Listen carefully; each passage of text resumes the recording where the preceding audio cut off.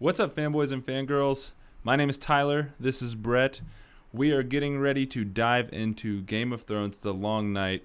Full spoilers ahead, so if you have not watched the episode, please do not listen to this unless you don't care if you're spoiled, in which case you're a sick person. But no, we're just going to jump in. We're going to give some our reviews of the episode. Yep. And we're just going to let it all go. So if, like I said, if you haven't seen it, we are going to spoil the crap out of it. Final warning. Final warning. Get out if you don't want spoilers. Absolutely.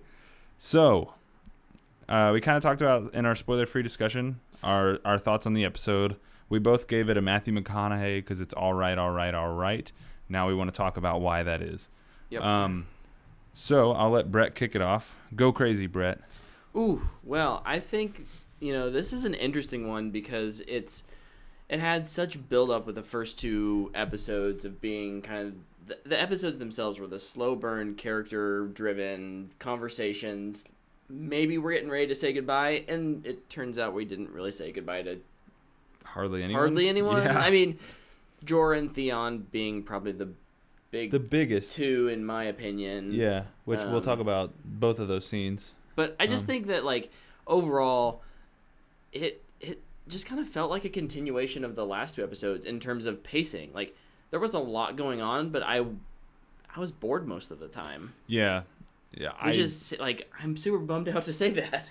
Yeah, I just felt like, obviously a lot happened, right? But I don't really feel like it.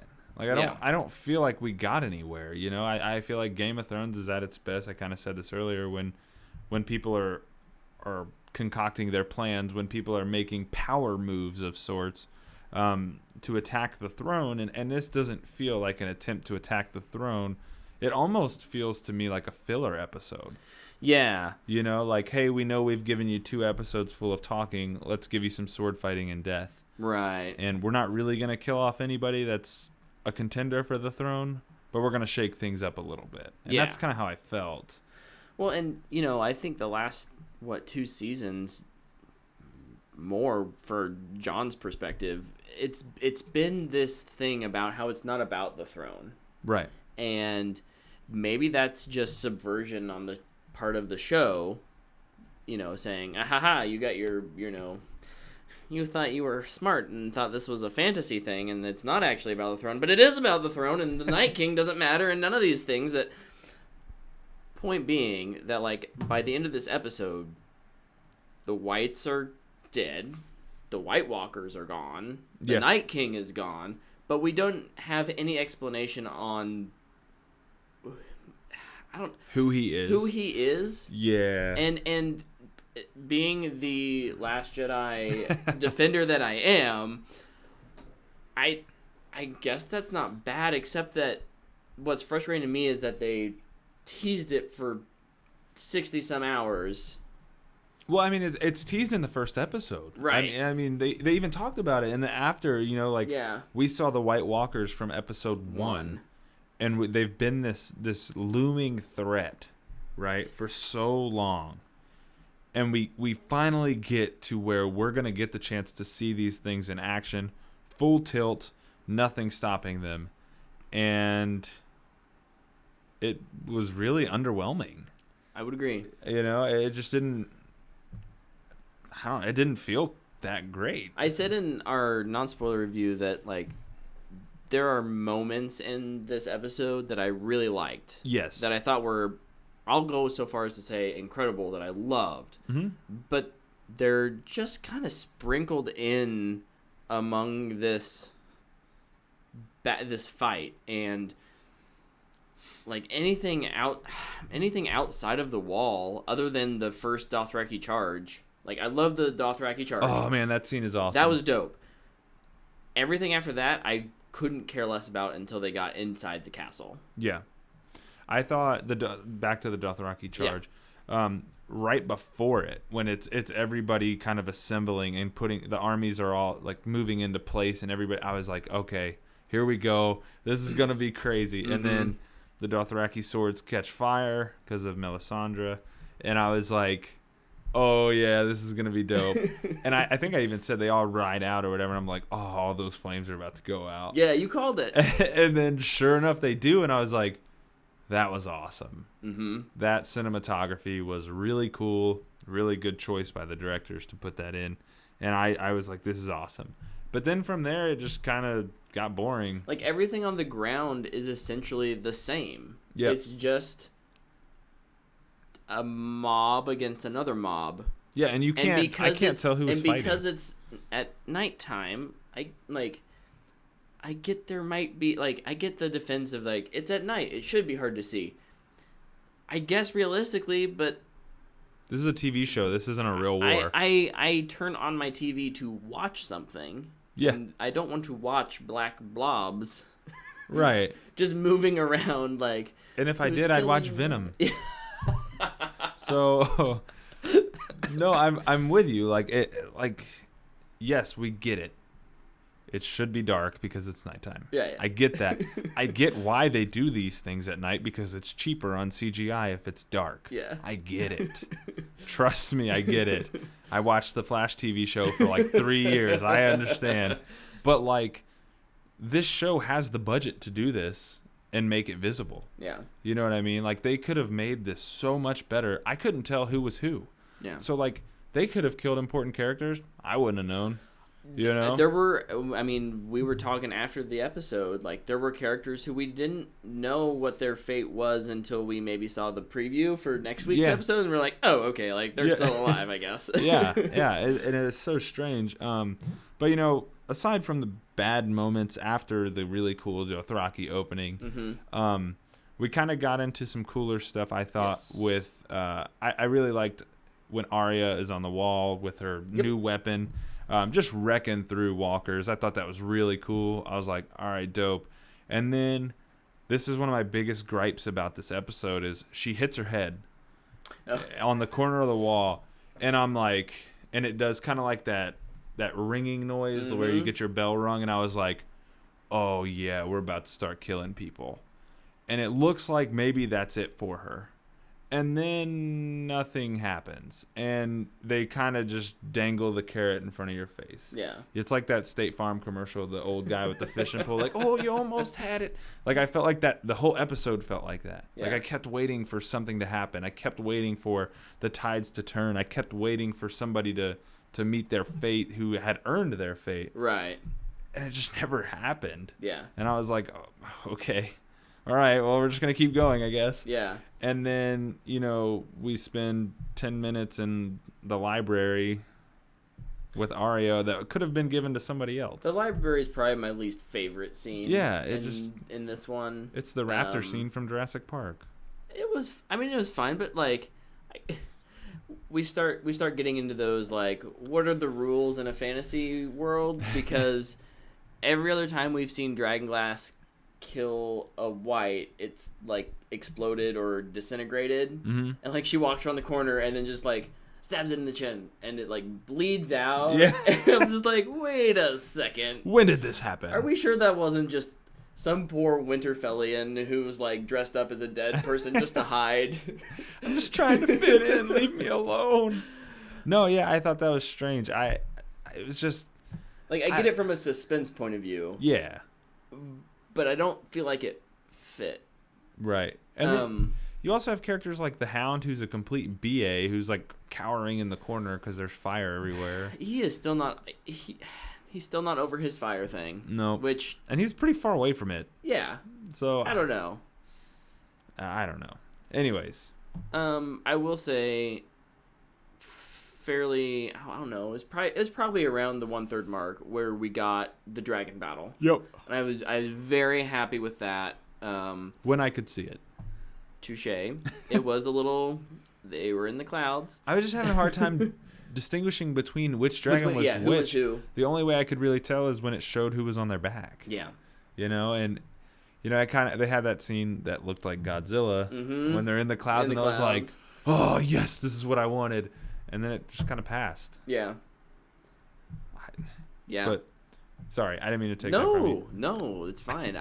You're right in that, like, filming or editing battle sequences typically is chaotic. Yeah. And I get that's probably what they were going for. We saw that with Bob, Battle of the Bastards. Yeah. You get that kind of chaotic energy and that like sense of dishevelment in the editing to make a viewer feel more a part of it. However, when you're bouncing between 12 different characters and flying with 3 dragons who look very similar,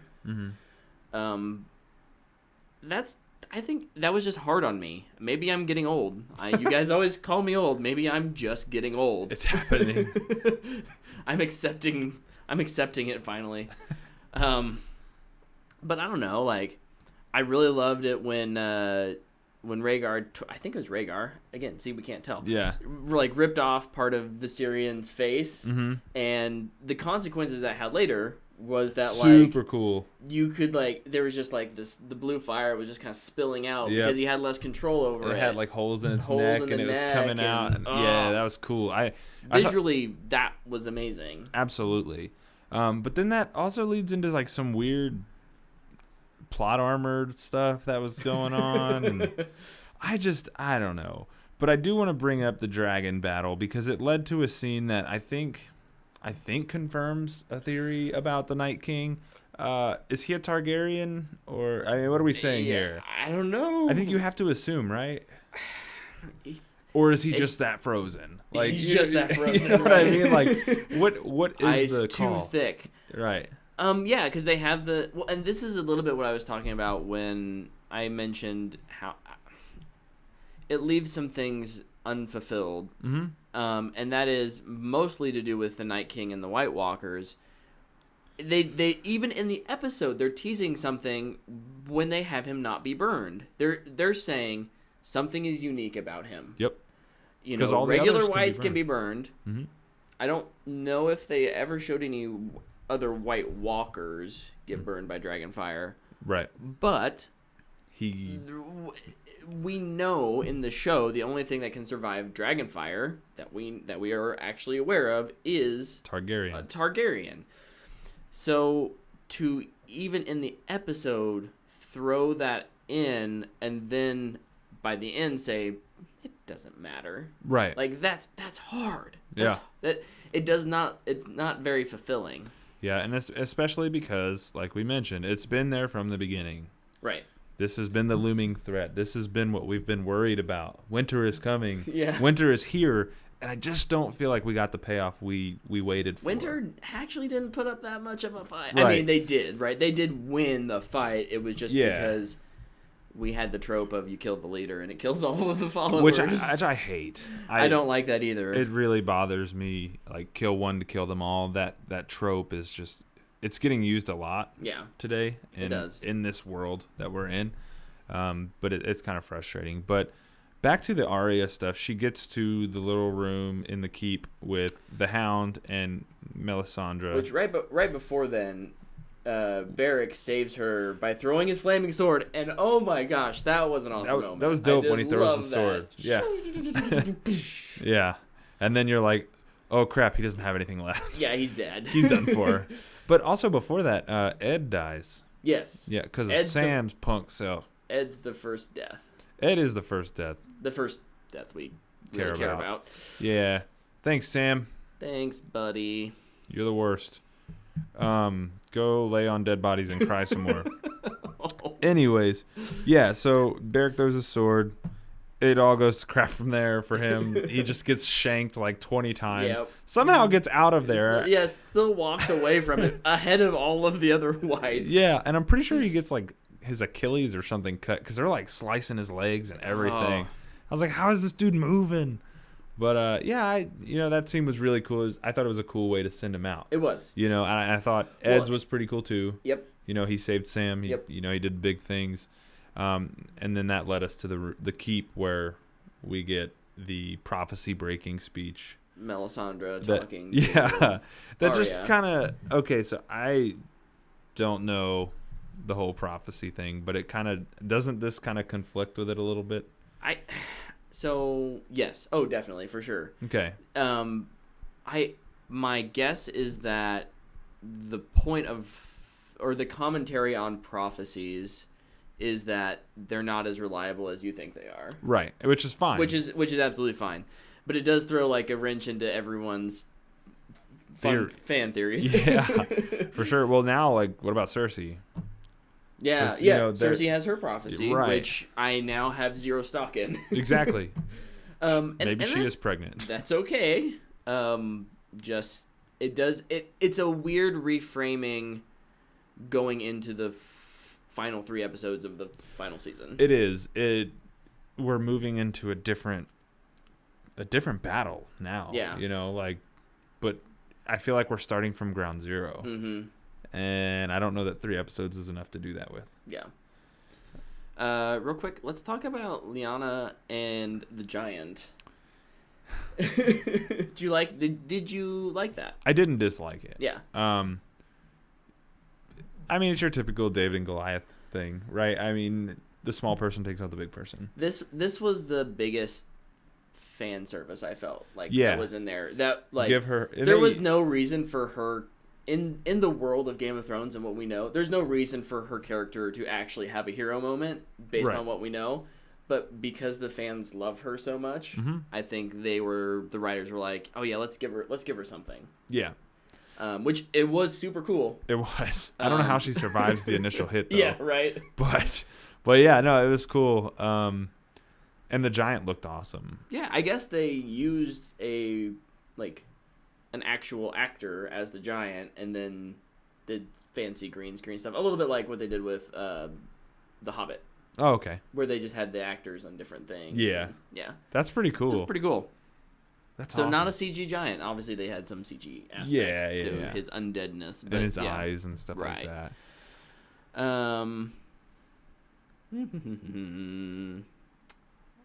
Let me talk about a weak moment. Okay. Something I really didn't like. What's going on with Bran? Why is he just like... Again, I was okay with it up until... And when I say it, I just mean him like warging into things. Yeah. So he wargs into the Ravens, and then we see him, like, that's how we see the Night King for the first time. Night King knows where he is because of the mark, and I can't imagine he doesn't really care about where the Night King's at in some regard. But then he's just there, like, literally until everyone else shows up, leaving, like, I don't know, maybe he doesn't have anything better to do. But I was expecting, again, expectations. I was expecting to maybe see another flashback or something more. To explain the Night King a little more. The Night King. And, you know, and when that scene happens, and everybody knows, like, the super popular theory that he's the Night King, right? Mm-hmm. And so that scene happens, and then we see the Night King for the first time, and so I was like, okay, they're really toying with that idea that he is the Night King. And then... he stops warging and the Night King's there. Yeah. And I was like, all right, they're going for it. Like, why not, right? But yeah, no, I don't know what's going on with Bran. And I didn't like the line of, I'm going to go now. Yeah. Like, okay, I guess. Okay, bye. Yeah, I agree. Lepke. I would warg something cooler than a raven in the sky chasing a dragon because, yeah.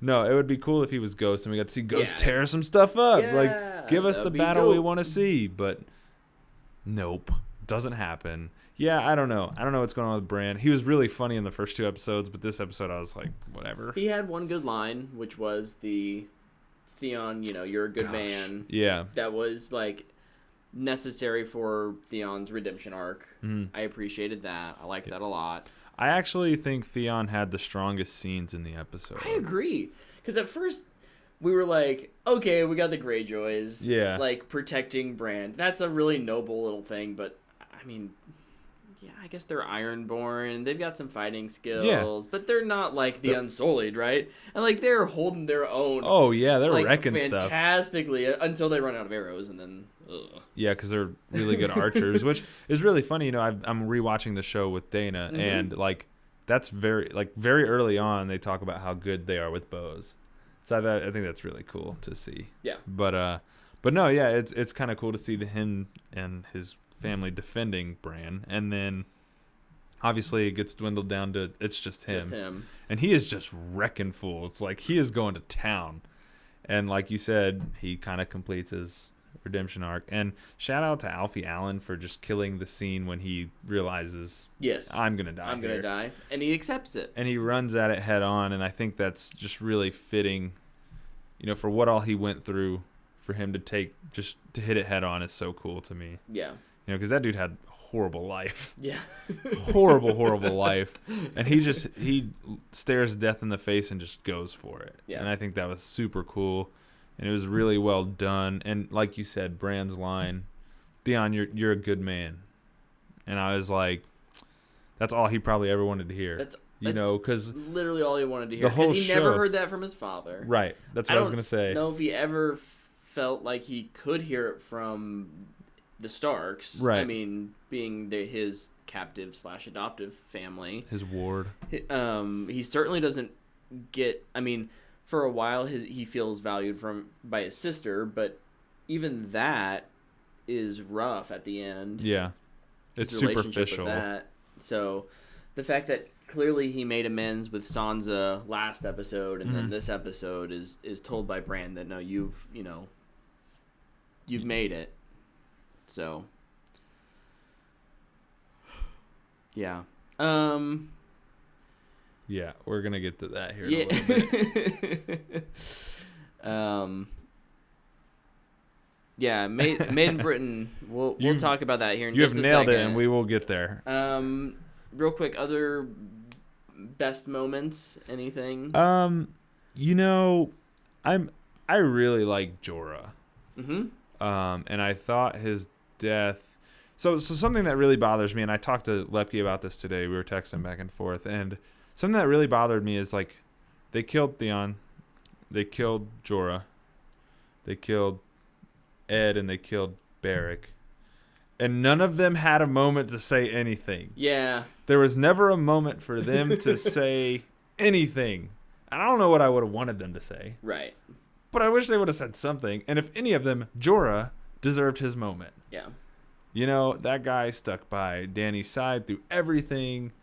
He deserved his chance to say something, anything. Even if it's just, I love you. Just something. And we don't get it. And he just dies. But that's okay, because he's Bruce Wayne. And I'm really excited about that. But no, that kind of bothered me. But I did think it was a cool moment to see Jorah go out the way we see him come in. Yeah.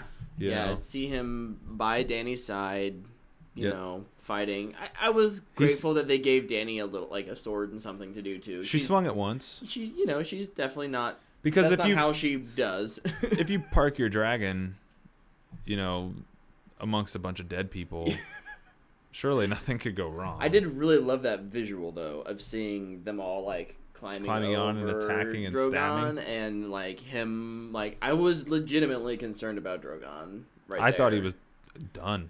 I'm still convinced she's going to get him killed, and that pisses me off because I love my dragons. Right.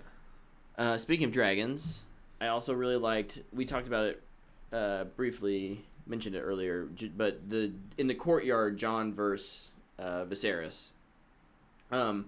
This whole episode is teasing.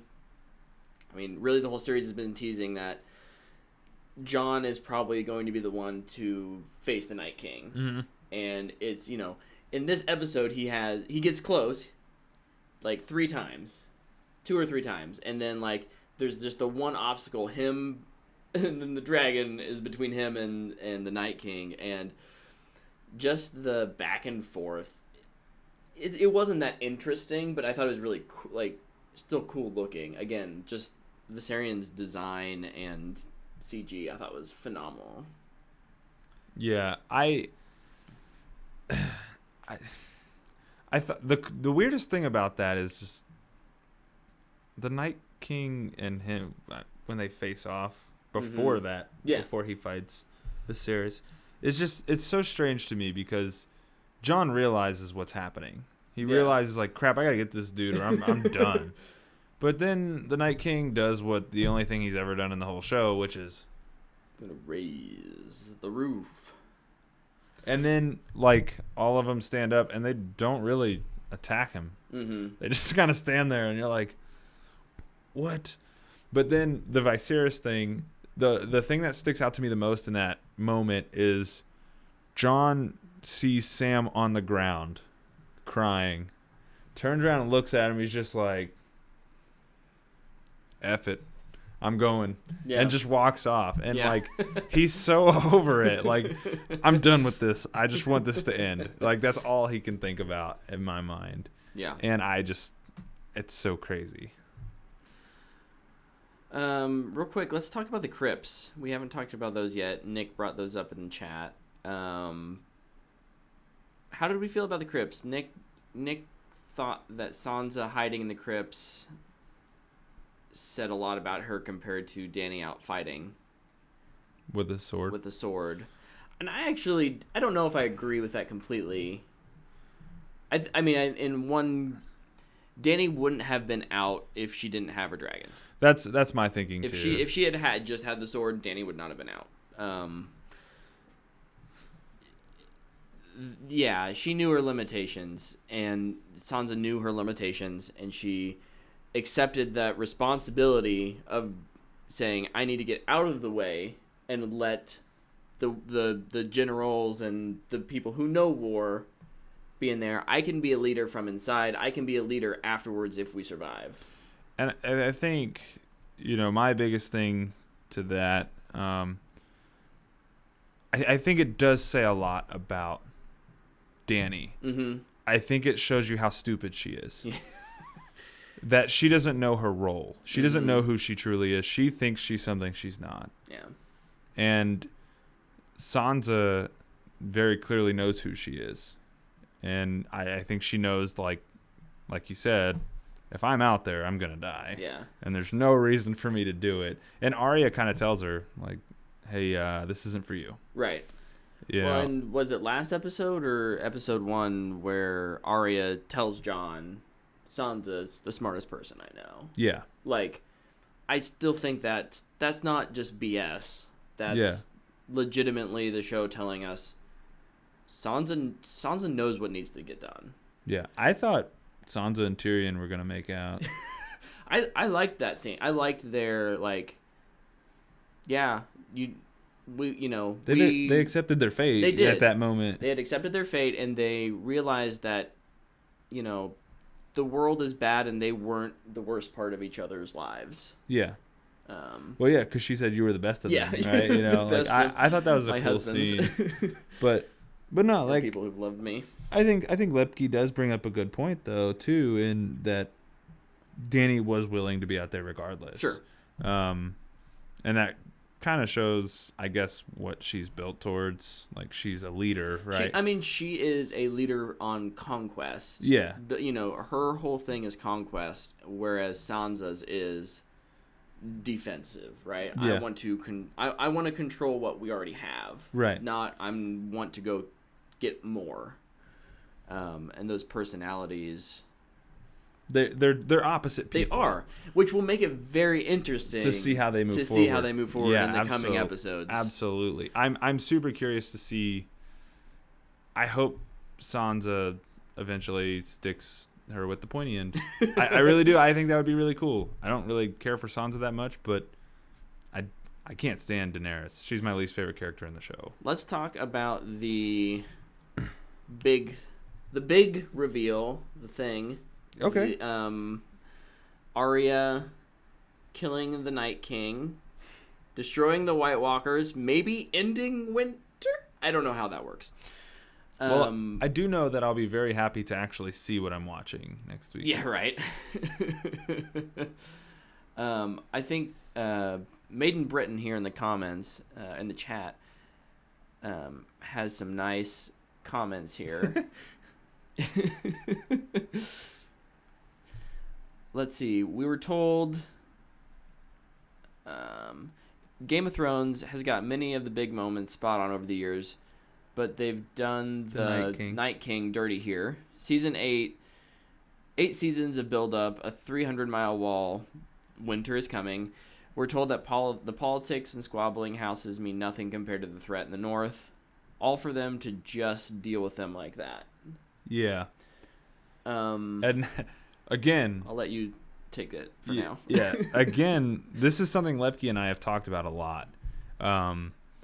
Because, and you said it earlier, 69 episodes of what? All of this for what? You know, we waited all this time for that threat in the north to get here, and it really wasn't anything crazy, you know? Like, obviously, they had a hard time with their army, just sheer numbers. Mm-hmm. But it wasn't because of them. It was just the amount of people who've died north of the wall outnumbers the amount of people still living south of it. And I'm with you on that. You know, I expected so much more. I honestly, I had the bold prediction that the Night King was just going to kill everyone. And I honestly believed it. Like, I had convinced myself that they would do it. Because this show has done such a good job of subverting your expectations in the best way up until this point. I think this was a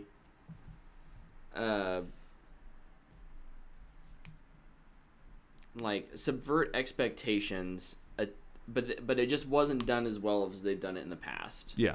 I think this was we have 6 episodes and we have this budget and we need to tell this story.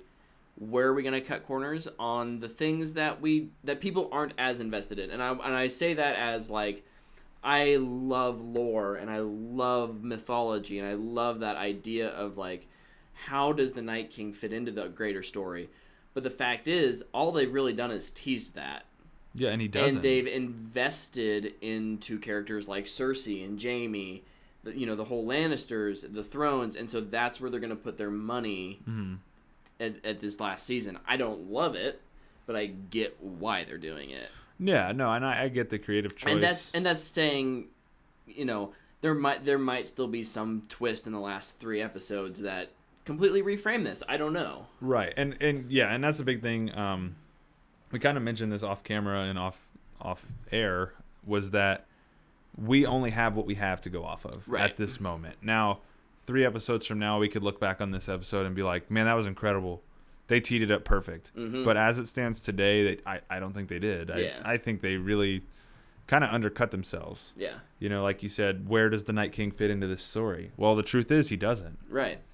He doesn't. Like, you could take the Night King out of this entire story, and I don't think you lose anything other than some really cool episodes. Yeah. Some really cool episodes. Yeah. Let's be honest. Yeah, but like, well, and that's what I think. Like, you had like episodes like Hard Home, and I think I expected this to be Hard Home 2.0. Yeah. And I didn't think it quite captured that. No. And that's not because of Arya jumping out of the mist and stabbing. Like, that's not the problem. The problem isn't Arya killing the Night King. No. The problem is not having enough connective tissue through the past and what's happening now to make that payoff really feel worthwhile. Yep. Yeah, he's kind of like Darth Maul. He is a little bit like Darth Maul. Yeah. There's a cool story there, but but we're not going to tell it. We're not going to tell it. Yeah. No, not until way later in the prequels. Yeah, right. Because money. But no, it really bugs me that we had this really cool idea and we didn't get anything from it. Yeah. And I do hope they tell his story in the prequels, and I do hope he's more involved, that the prequels they're doing, I guess. Right. But as it stands right now, I mean, I guess it's done. You know, the White Walkers are done, and we're moving down south. Right. Where, actually, let's talk about Arya killing him first. How does she get through all those people? I thought it was interesting. I did see a thing on Twitter, and I didn't go back and double check, but in the first episode of the season, I guess Jon's standing in almost the exact same spot. Ooh. And he kind of turns around and he's like, how'd you get there? Yeah, how'd you sneak up on me? Yeah. That's true, yeah. So I thought that was like maybe a really clever thing. I'm totally fine with her being super sneaky. Again, I don't particularly have a problem with her jumping out of the mist and killing the Night King like that. I thought and then the drop, grab, stab. She Black Panthered him. Like, that was really cool. but I do think the execution, and this comes down probably more to editing. They want, I think the directors or the creators wanted this to be such a surprise that they didn't want to show anything. They didn't want to show anything. I mean, inside the episode after the show aired, they talked about how they very intentionally were like, after Arya runs out of the room after talking to Melisandre, like, she knows what she needs to do. She knows what she needs to do. We know she's doing something, but then they have so much in between there that they hope you forget about it. Yeah. And that's what bothers me, because I don't want it to be, personally, I don't want it to be that kind of surprise. I'd much rather have the intensity of, is she going to make it, versus, oh my gosh, she's there. Yeah. And that's just a personal choice, but I don't know. I find that way more satisfying. Yeah. It's a little bit like in I can't talk about that. That's a spoiler. Sorry, I was about to give us an in-game spoiler, but that's not safe. Can't do that. Yeah, don't do that. You might get stabbed. You might get Night Kinged if you do that. No, like I see Lepke commented the wind. Yeah, because there's the idea that she wore the face of the wind because the wind blows on the Night King. You see the wind blowing over him, and then she comes flying out like Jordan stabs him or whatever. There was a quick moment when he catches her. I was like, I'm gonna lose my money because I have money on Arya to survive the show. But no, I mean I thought it was cool. I didn't like, kind of like you said, I don't want to forget that she's doing that. Yeah. I feel like that's such an epic thing. That's such a big thing that we're waiting for, that we deserve to see it. Mm-hmm. But yeah, I don't know. I don't know. But it ends the threat of the White Walkers. And that's where we go to our next place, and that is, now we're going to go south. Mm-hmm. Where Cersei's plan is literally going exactly like she wants it to.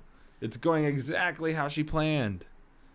Bunch of them are gonna die. Their army's gonna be a lot smaller. I got my new army, the Golden Company, that's gonna look really cool and show up and kill a lot more of them. I wouldn't be shocked one bit if Cersei wins in the end. Yeah. Yeah. I don't know. But if it's bittersweet, that would be a hard pill to swallow. Yeah, There's not a lot of sweetness in that. No, it seems like it's really bitter, but bittersweet, maybe. We'll talk about our theories at the end. Sorry. That's fine. That's fine. Oh, Maine Britain, shout out, and the chat was saying that some people said that when Jon was shouting at the dragon, LOL, he was actually saying go, go, go, suggesting that he saw Arya trying to enter the Godswood, and he was distracting the dragon. I need to rewatch it. It's probably a stretch. I don't know. Maybe. I love those kind of predictions though. Those theories. Those Possible. are fun. Yeah. So now we're gonna go south, and yeah, let's talk predictions. I guess. Oh, and at the very end of the episode, we saw Melisandre die. Yeah, sure. She did her. My task is completed. Walk out. Take off her bracelet or fancy necklace and die naked. Disappeared to the wind. She deserved to die 1,000,000 times over in way worse fashion. Yeah. But what do you do? It should have been a much bitter end. Much more bitter end. But no, my prediction moving forward is now they head south, and we're really going to start to see what we came for. Yeah. You know, now we got to now we're moving. Now things got to start happening. I think at this point they've drawn that line in the sand, and they've said, yeah, the Night King and stuff, that was cool, but not really important. Yeah. The War of the Throne is. Yep. So I expect at least one dragon to die via the big, I don't know, what are they called? Arrow launchers. Oh. The giant crossbows? The giant crossbows. I feel like that's been kind of set up in the preview or the prologue, like the intro graphics. Like, they show those in King's Landing. I'm like, that's just not a coincidence. Yeah, those are there for a reason. We're gonna get that. Is it the Hobbit? Yeah. Scene. we're gonna get that, but I don't know, man. I hope that we get some actual dialogue in this next episode, which I assume we will. But I just don't know how they can go down there and expect to win at this point. I don't know. They lost a lot of people. If they're gonna, yeah, unless they do it, they don't want to do a time jump. Because I think Cersei's happy just to wait it out. Oh yeah, because she's on the throne. Right. I think, but see, this is what I think the North now has going for them is they have a lot of brain power. They have Tyrion. They have Sansa. True. They have a lot of brain power. They have a lot of they have Nutless Wonder, Varys. Varys. They have so many people who can help them. I think they can find a way to win it. Yeah, I think so too. I really do. I think somehow they're going to win. It's going to be. I think there's going to be. I mean, we got. If they win it, it's going to be in episode 6. Yeah. So they've got at least 2 episodes of this, like, trying to figure out who's maybe actually in charge. Yeah, that's something they need to address. They really need to address Dany and Jon. They were on a very awkward no talking during the battle. Yeah. Thing. And then also Dany and Sansa. Clearly, at the end of the last episode, Sansa was like, "The North is still the North." Yeah. And we'll partner right now to fight this, but I don't. It's gonna take some convincing to get Sansa to mobilize the North to go south, I think. Yeah. And Dany doesn't have troops anymore. She just has a little bit of the Unsullied left. Yeah. Because all the Dothraki are dead. But the other thing I keep forgetting about is Theon's sister and her people. Yara. Yeah, they're down there. They could pick them up on the way, hopefully. Yeah, that's true. When she hears of Theon dying, maybe she'll... Because, they always love you when you're gone. Yeah. That maybe she'll step in and try to help. I don't know. Where do you think Bronn factors in? Is he going to... He's going to... Is he going to kill for money or for friendship? I mean, he's been a sellsword the whole series, right? Yep. And that's what it's been about. So he's gonna go the friendship route. I think it's interesting. There's I just heard this on another show today. I think it's back in season 3, maybe 4, where Varys is talking about he presents this riddle. He says a sellsword walks into, I don't know if it's a bar or whatever, and there's a religious leader, a king, and a wealthy man, and each of them tells the sellsword to kill the other for the different reasons. The religious man says because God tells you to kill them. The king says because I tell you to kill them, and the rich man says because I will pay you to kill them. And I just think that there might be something about that riddle and Bronn having something to do with what this whole thing is about. Because the riddle doesn't have, I don't believe it in the show it had an answer. Yeah. Right? There wasn't an answer to it. It was just presented as kind of a thought experiment. Mm-hmm. And so I'm wondering now if I feel like we've now removed all the religious aspects from the table. Now maybe we have the true claim to power, the king and Dany in this scenario, and the rich, the Cersei, like, and who does Bronn choose? Maybe that's some metaphorical way of answering that question. I don't know. That'll be your answer. Yeah, it's interesting to think about that. I don't know. I don't know that he will kill Tyrion. I don't know. It's so hard to say. I'm back and forth on it all the time. Sometimes I think he'll do it, and most times I think he won't. Most times I think he won't too. My if I had to put money on one, I would say no. No. I think he's more honorable than he's let on. Yeah, I would agree. But I also think, being that I'm rewatching it with Dana, it interests me that he doesn't care about titles. Yeah. Because and he never does. He never has. Never has. So why would he listen to Cersei? Yeah. You know what I mean? Like, why would he listen to the Queen? Because all he's gonna need is, hey, they offered me this much if I kill you. What can you give me? Right. You know what I mean? Because if it is all about money, that's what he's gonna do. Yeah. Well, I'll go kill Cersei with her own weapon. Right. If you give me more. Yeah. You know what I mean? So like, yes. I don't know. It's interesting. Hitmen are dangerous people. Yes, they are. Lepke, real quick, asked, "Is Rhaegar dead?" Did they show him in the preview? They did not show him in the episode after he crashed. However, if you watch the preview for episode 4, he's in it. There is a frame of 2 dragons flying. It's a very quick, like, quarter of a second shot. And you can see 2 dragons. So I'm going to assume he's still alive for now. I have no idea. Do we have any Fanbox questions about this? I closed that document. Hold the phone, because I will open it back up. We did. I know. I just don't remember what exactly it was. So we had a Fanbox question from Steitzen on Twitter.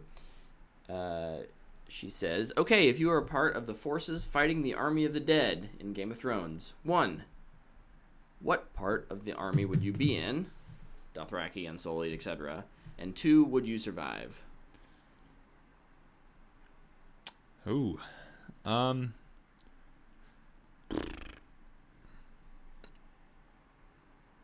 don't know. That's tough. I think I would probably be alongside Jaime and Brienne and Podrick. Yeah. It's probably more where I fall too. I would think. Just because I feel like I would be better suited there than out in the middle of a field just getting bum rushed. But I don't know. And I haven't ridden horses in a long time, so definitely not the Dothraki. Yeah, I know. I'd fall off the horse. But would I survive? Absolutely not. No, I wouldn't either. No, I'd be dead. No chance. I'm a pretty lucky person, but I don't think my luck runs that deep. Nah. My shoulder would fall apart from swinging swords, and I would just get murdered. But then I'd just come back as a White Walker and kill the people who killed you. Yeah. Or no, who not killed you. Yeah, who didn't protect me. Yeah, exactly. Yeah, it's their fault, really. I blame you. When you think about it. You didn't have my back. No, I don't know. That's tough. That is tough. But it's fun. It's fun to think about. It's fun to think about. Like, who would I fight alongside? I would fight along the people in the chat. Yes. And you. And we would handle it. All together. I would be Podrick. You would be Podrick. I would. I would probably be Sam. Actually, I Getting think fools killed. I think Lepke would be Podrick, because Lepke likes to sing. Maiden Britain, who would you be? We'll give you Jaime. I'll just be a foot soldier. I'll just be some guy. I'm cannon fodder. Just let me get sliced and diced and call it good. Yeah. Yeah. I don't know. I don't know. Interesting. I'm excited to see next week, though. Yes. Because I have faith that they will bounce back and absolutely crush it next week. Yeah, I agree. I think that it's going to be a good episode next week. Even if it's not a action-packed episode, which I definitely don't think it will be. I don't need it to be. Episode. It's going to be character-driven again. Back to where they're strong. I'm very excited about. Yep. So it is the lowest rated episode of the season, which I find interesting because you would think by Twitter that it's the best episode of anything ever. Right. But it's really cool to see that. Nick says he's the Hound, and Maiden Britain says Ed. R.I.P. I'm sorry. I, as Sam, got you killed. And I figured, actually, Nick, I don't know why I didn't give you the Hound.